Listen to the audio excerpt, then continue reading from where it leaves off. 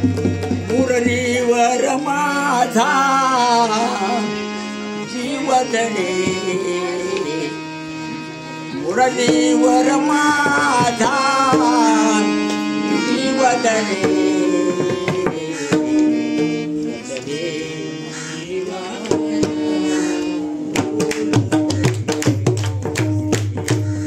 नमस्कार मित्रांनो, आज आपली यात्रा आली आहे एका नवीन अनोख्या सफरवरती. देविका मॅडमला आपण भेटायला आलेलो आहे. बघूया ह्यांच्या यात्रेत आपल्याला काय नवीन शिकायला भेटतं आणि काय एक्सपिरियन्स भेटतात. नमस्कार देविका मॅडम. वेलकम. आज स्वामी समर्थांचा दिवस आहे. आज मला भाग्य भेटलं तुमच्याशी बोलायचं.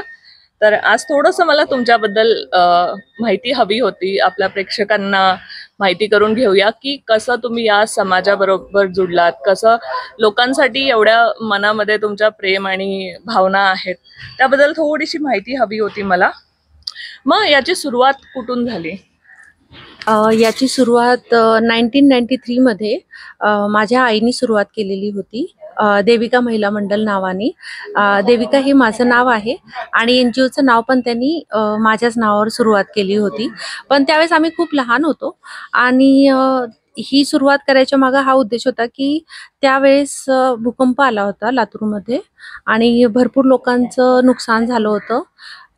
त्या लोकांच्या उदरनिर्वाहासाठी माझ्या आईने ही स्थापना केली होती की एक संस्था असली तर तिला संघटित करता येतं. मग आम्ही त्या गोष्टीशी जुडत गेलो. जसं की जेव्हा जी सुरुवात होती तेव्हा मी माझ्या आईलाच काम करताना पाहिलं होतं की कशी ती त्या लोकांचा कसा उदरनिर्वाह करतीये या त्यांना कसा सपोर्ट करतीये. पण आम्ही लहान असल्यामुळे एवढं सिरियस नव्हतो. पण आमच्या समोरच ह्या गोष्टी घडत होत्या. त्यामुळं आम्हाला ह्या गोष्टी आमच्या घरातल्या सारख्या होत्या की कोणाला आपल्याला मदत करायची आहे आणि आपल्याला गिव्हिंग नेचर ठेवायचंय, आपल्या जवळ नाही ठेवायचंय. मग ह्या गोष्टी आम्ही त्यावेळेस शिकल्या. आणि भूकंपात खूप लोक मेलेले पाहून तर असं वाटलं की जीवन कधीही संपू शकतं, आपल्या हातात काहीच नाहीये. मग हे जीवन मिळालं तर त्याला आणखीन छान करता येईल. पण आफ्टर मॅरेज पण माझे हस्बंड आर्मी ऑफिसर असल्यामुळं मी खूप साऱ्या पोस्टिंग करत राहिले. माझा खूप मोठा गॅप झाला. मग 2014 मध्ये आम्ही विकास योजना होती, विकास कौशल्य योजना गव्हर्नमेंटची होती. त्यामध्ये आम्ही महिलांना खूप साऱ्या ट्रेनिंग दिल्या. मी माझ्या आईसोबतच होते. मग परत मी माझी परत मुंबईला पोस्टिंग झाल्यानंतर अलिबागमध्ये ओल्ड एज होमला जुडली. त्यावेळेस ओल्ड एज होमला आम्ही पूर्ण सपोर्ट करायचं, त्यांना राशन वगैरे सगळं संस्थेकडून नेऊन द्यायचं वगैरे ना. मग ते खूप मला चांगलं वाटायचं कार्य. कुठं ना कुठं तरी मी जुडायची. आणि आर्मीमध्ये पण असताना आमच्या आर्मीच्या वेलफेअरमध्ये पण जुडायची. कारण आमच्या अंडर अशा 200 लेडीजच्या जवानच्या वाईफ्स वगैरे असायच्या, त्यांच्या प्रॉब्लेम्स ऐकायची, त्यांना हे करायचं. म्हणजे मी त्या माहोलमध्ये होते, नसून पण होते. मग नंतर जेव्हा मी अलिबागला जुडली त्यावेळेस असं झालं की कोरोना आला होता आणि बरेच म्हातारे होते तिथं पण की त्यांना ते सांभाळू शकत नव्हते. तर मग माझ्या आई वडिलांची ही जागा होती. तर माझ्या पॅरेंट्सनी ही यूज करायला सांगितली. तर मग आम्ही इथं आलो त्यांना काही जणांना घेऊन. मग काही म्हणजे किती होते, मोजके होते, 5-6 असतील. मग परत आम्ही जे करोनामध्ये रोडवरती होते, कारण मुंबई नंतर आमची पोस्टिंग पुण्यातच आली होती. मग मला ते इझी राहिलं की आम्हाला त्यांना इथं उचलून आणलं. आणि मग नंतर मग आम्ही बऱ्याच जे रोडवरती होते, पीडित होते, ते सगळ्यांना इथं आणलेलं आहे. मग असं इथं असणारे जे वृद्ध आहेत त्यांना असं कोणी नाहीये आणि आहेत पण तर भेटायला येत नाहीये. म्हणजे सोडून गेले तर सोडूनच गेलेत आणि आपलं काही अनुदानित नाहीये आणि आपण आपल्या घरूनच चालवतो. जसं या कोणाचे बर्थडे आले तर कोणी राशन दिलं वगैरे तर. आणि मला सगळ्यांचा सपोर्ट मिळाला. जेवढे सिनियर सिटीजन्स इथं राहतात ना त्याच लोकांनी मला जास्त सपोर्ट केला इथं राहायला. वेगळा स्टाफ ठेवायची मला जास्त गरजच भासली नाही. फक्त स्वयंपाकवाली मी ठेवलेली होती आणि तिने पण खूप सपोर्ट केला मला. कारण त्यांना माहितीये की इथून बाहेर निघाल्यानंतर त्यांच्यासाठी काही नाहीये, त्यामुळे ते एकमेकांना साथ देत होते. ओके. तर हा सफर माझा इथपर्यंतचा आहे आणि प्रत्येक सण आम्ही साजरे करतो मिळून. आज प्रकट दिन आहे स्वामी समर्थांचा. आम्ही जसं इथं आलो की आम्ही स्वामी समर्थांचं पण 2021-20 असा होता काळ. त्यावेळेस आम्ही स्वामी समर्थांचं हे केलं, म्हणजे मूर्ती स्थापना केली.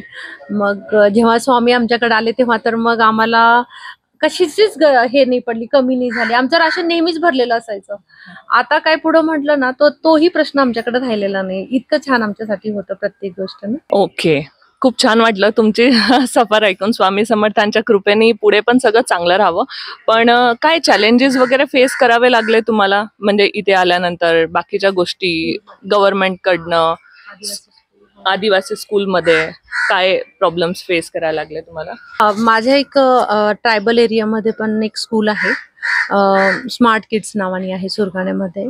असं की पॅरेंट्सला सांगावं लागतं की बाबा मुलांचे पाय तिथपर्यंत पोहोचू द्या. आम्ही काही पहिल्याचे आम्ही 1 वर्ष बिलकुल पैसे न घेता झाडाखाली सुरू केलं होतं आणि मग तो सफर सुरू झाला होता आमच्या सुरगाण्यामध्ये.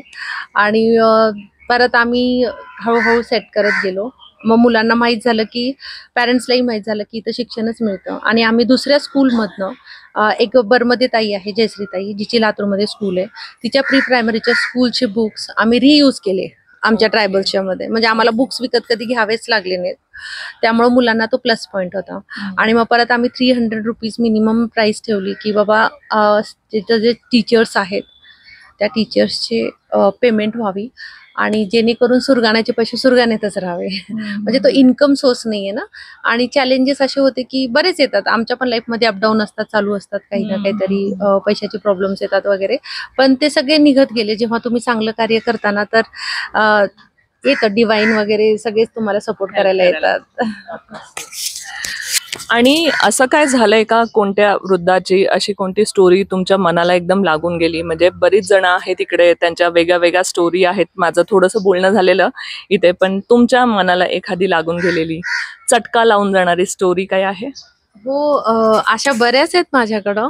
पण असं आहे ना की माझी स्वतःची स्वयंपाकवाली आहे, उमा मावशी आहे. तर ती पण खूप छान हे करते, म्हणजे स्वयंपाक करते वगैरे. पण ना तिला तिच्या मुलांचा कधी सपोर्टच नाहीये. म्हणजे तिला असं, तिची सुद्धा स्टोरी आहे. आणि आणखीन एक आहे आमची आम्मा म्हणून आम्ही तिला म्हणतो, मेरठची आहे. तिने तिची पूर्ण लाईफ घर वगैरे कमवण्यात घातलं आणि तिच्या मुलांनी ते विकून टाकलं. आणि तिला घरी, म्हणजे तिला इथं आणून सोडलं मुलीनी. ठीक आहे. आणि मुलीनी जेव्हा सोडलं ना, तेव्हापासून तिची मुलगी परत इथं आलेलीही नाहीये. सोडताना ती म्हणाली होती आम्ही भेटायला येऊ वगैरे, असं तसं है ना.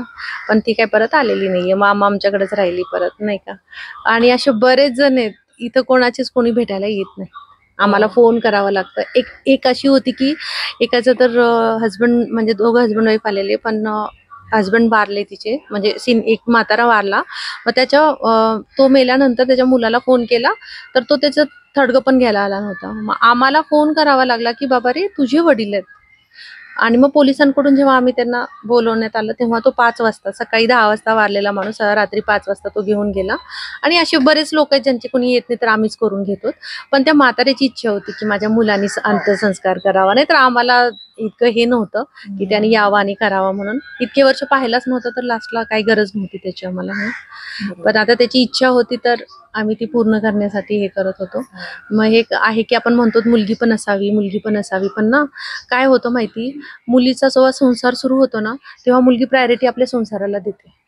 आणि मग काय करायचं, मग माझ्या मुलाचं आहे भविष्य, माझ्या नवऱ्याचं भविष्य, म्हणजे माझ्या सासू सासऱ्यांचे टोमणे आहेत, त्याच्यापेक्षा माझी आई तिथं तरी खुश राहील वृद्धाश्रमात. मग मुलापेक्षा मुलीही जास्त सोडतात आमच्या आश्रमात. ओके. बरीच हृदय हलवून टाकणारी गोष्ट आहे, पण हे समाजाची रियालिटी आता. मग हे ना मानसिक बऱ्याच त्रासातून जातात लोक. मग त्यांच्या मानसिक याच्यासाठी तुम्ही काय करता? म्हणजे मानसिक थोडं सुदृढ व्हावं किंवा खुश राहावं माणसाने, त्यासाठी काय करता? त्यांचे रोज योगा घेतले जातात सकाळच्या वेळेस. आणि आमचे महाराज आहेत तिथं, म्हणजे ते आपले आळंदीचे आहेत आणि ते इथंच राहतात आपल्याकडं. कारण काय, त्यांची आई पण होती 100 किती महाराज किती वर्ष होतं, 110 वर्षाची. मग त्या आणि त्यांची वाईफ नाहीये. मग महाराजांच्या खाण्याचा प्रश्न, आता महाराज स्वतःच किती वर्षाचे, 82 वर्षाचे. मग आमचे महाराज सकाळी 4 वाजल्यापासून इथं भजन कीर्तन करतात. मग ते जे प्रसन्न वातावरण आहे ना, किती जण तर आहेत आश्रम मध्ये ज्यांना उठता येत नव्हतं, बसता येत नव्हतं. काय बरोबर म्हणतीये ना, उठता बसता येत नव्हतं, ते आता उठून बसून सगळे फिरतात. आणि मला खूप छान वाटतं. आल्या ना असं बेडवर पडलेले होते, आता काही नाही, आता ते एकमेकांना मारायलाही कमी करत नाही. अरे वा, छान. म्हणजे खेळीमेळीचं वातावरण आहे असं म्हणू शकतो आपण. आणि जे मुलांची शाळा तुम्ही आदिवासी मुलांची शाळा जे सुरू केली आणि तिकडे एकत्रित सगळा विकास व्हावा मुलांचा म्हणून काय वेगळे उपक्रम तुम्ही करता आणि समाजाकडून काय आहे तुम्हाला अपेक्षा की काय करावं किंवा लोक समोर येऊन कसं मदत करावी तुम्हाला वाटतं? मी जर असं म्हणाली ना तर मला स्कूलला या ओल्ड एज होमला ना मला अनुदान मिळालं नाही, या गव्हर्नमेंटचंही नाही, पण मला ना सपोर्ट खूप मिळाला सोशल असं सोसायटीचा. जे आजूबाजूला लोक आहेत ना त्यांनी खूप सपोर्ट केला मला की मॅडम तुम्ही फक्त सांगा आम्हाला काय हवंय तुम्हाला, नाही का. मग ते काय आम्हालाही करायची हिंमत मिळते की नाही काही कमी पडणार नाही मग, है ना. मग हे होतं. आणि माझे जे स्कूलला तुम्ही डेव्हलपमेंटचं म्हणताय ना तर मी मुलांसाठी AI ची हे करणारे, AI टूल्स तिथं ऍड करणारे स्कूलमध्ये की जेणे, आणि कम्प्युटर ऍड करणारे जेणेकरून मुलांना ना कम्प्युटरमध्ये रुची वाढेल आणि ते करतील मग चांगलं पुढे चालून. छान छान छान. म्हणजे पूर्ण व्यक्तिमत्वाचा विकास होतोय तुमच्या शाळेमध्ये. आदिवासी मुलांचं हे खूप वेगळी संकल्पना आहे. Right right right. अरे वा, छान. म्हणजे त्यांच्या आईला सुद्धा मदत करण्यासाठी महिलांसाठी जे ऍडमिशन, ज्या शाळेमध्ये आमच्या ऍडमिशन्स आहेत ना मुलांचे, त्यांच्याच आईंना आम्ही इन्कम सोर्स कसा जनरेट करायचा यासाठी आम्ही त्यांना शिलाईचं प्रशिक्षण फ्रीमध्ये ठेवलेलं आहे. तर ते पण होतं सुरगाण्यामध्ये. तर एक्झॅक्टली कुठे ही शाळा तुमची? ही शाळा आपली नाशिक सुरगाणा. अच्छा, ओके. आणि तुम्हाला काय वाटतंय की लोकांनी काय येऊन मदत करावी? आता इकडचं जे वृद्धाश्रम आहे तुमचं, आणि कुठे प्लॅन चालू आहे किंवा काय डोक्यात आहे अजून सुरू करायचं? ट्रेनिंग सेंटर सुरू करायचे मला, ट्रेनिंग सेंटर सुरू करायचे मला. मग त्याचेच प्लॅन आहेत की महिलांसाठी आता थोडं इन्कम सोर्स आपल्याला मिळवून द्यायचंय. मग त्यावर आता, कारण हे आता सेटअप झालेलं आहे, हे आहे आता ऑलरेडी माझ्याकडे, बरोबर. आणि कोणी जरी कोणाचा बर्थडे असेल तर नक्की तुमच्या जवळच्या आसपासच्या ओल्ड एज होम मध्ये जाऊन ना थोडंसं काही ना काहीतरी देऊन येतात, जेणेकरून त्यांना युज होईल. मॅडम, तुम्ही म्हटलात की वारंवार समाजाकडनं तुम्हाला मदतीचे हात आले, तर मग थोडक्यात सांगताल मग नाशिकला कसं तुम्ही सेटअप केलं सगळं? तुम्ही पुण्यात असता आणि पुण्यात कुणाकडनं मदत होते तुम्हाला? हा, नाही, मला माझा पहिला सपोर्ट माझ्या आईकडूनच मिळाला, कारण हे शक्यच नव्हतं आणि मी एकटी पळणं वगैरे.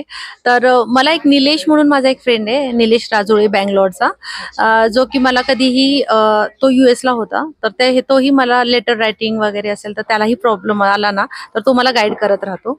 आणि म्हणजे माझे लेटर फेलच होत नाहीत मग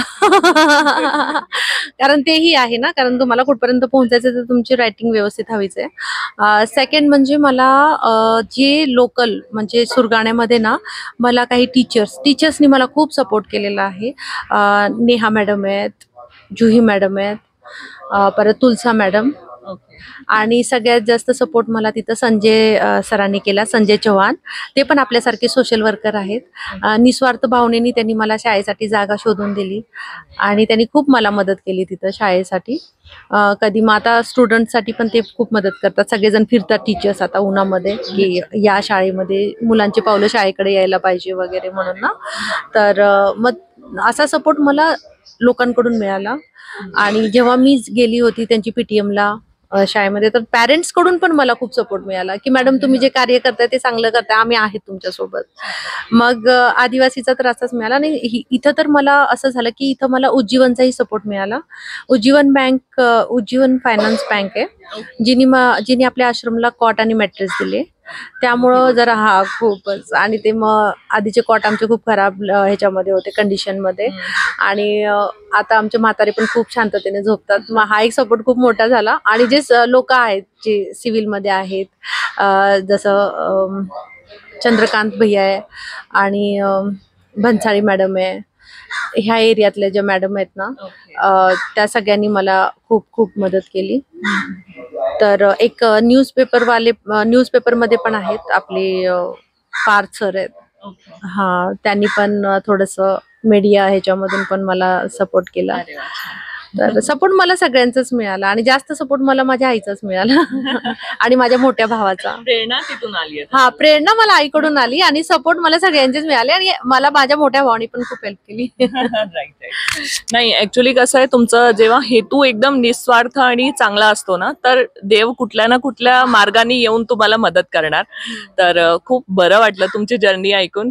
आपली यात्रामध्ये तुम्ही आलात, एवढा वेळ दिला, थँक्यू सो मच. आणि लोकांना नक्की यामुळे काहीतरी प्रेरणा भेटली असेल आणि लोक आपल्या जवळच्या ऍटलीस्ट किंवा इकडे येऊन आपल्या तऱ्हेने मदत करायचे प्रयत्न करतील.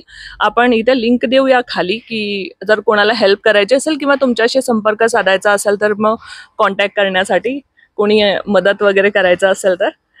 चला, थँक्यू सो मच. थँक्यू.